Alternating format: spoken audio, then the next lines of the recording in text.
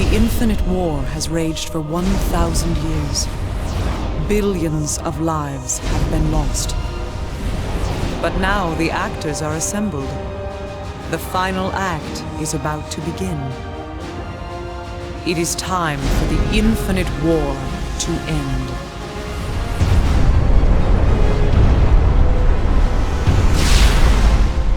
Hey, this is Charles Onyett here to review Supreme Commander.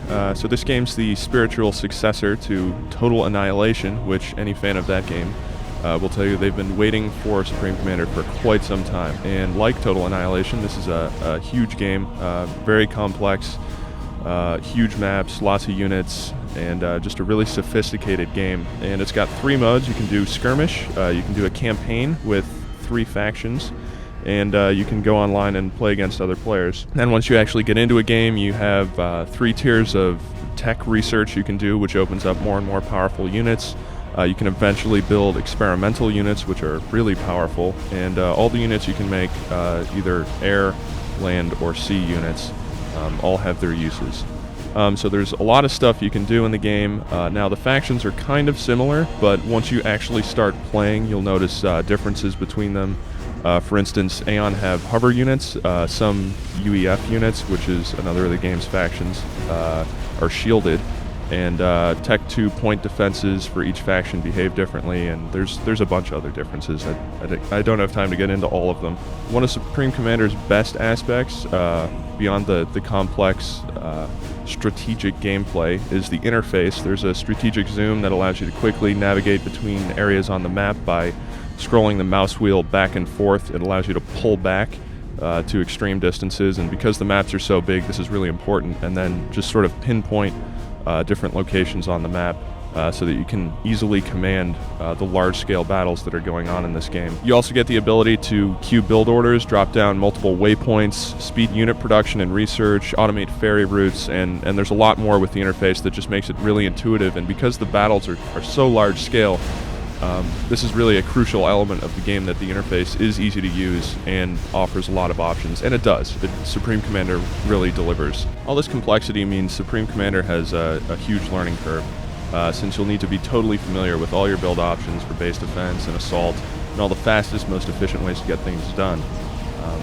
You'll need to be familiar with a more complex resource management system than you're used to, and you'll have to manage multiple fronts of battle as well as continued base expansion. Playing Supreme Commander is about the farthest thing from a relaxing gaming experience there is out there. To be successful, you'll need to be constantly gathering intel on your opponents, since nearly every attack from nukes to Tier 3 artillery has a defense.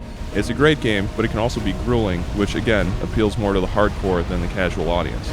While the game's multiplayer is excellent, the single player suffers a bit. Each faction, of which there are 3, have 6 missions, which translates to a pretty big chunk of available gameplay hours, somewhere between 20 and 30, depending on how quickly you get through.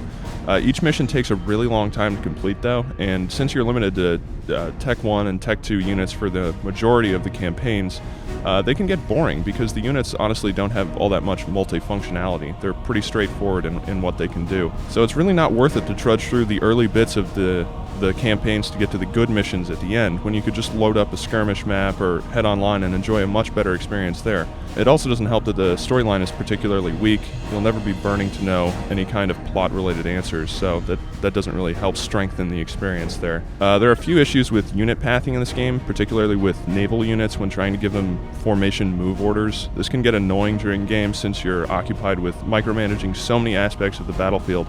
You just don't have all that much time to babysit your navy. You're also going to need a powerful rig to run this thing, but if you've got it, the payoff is really pretty. Units, environments, structures, everything in the game boasts excellent detail, smooth animations, and the soundtrack is really top-notch.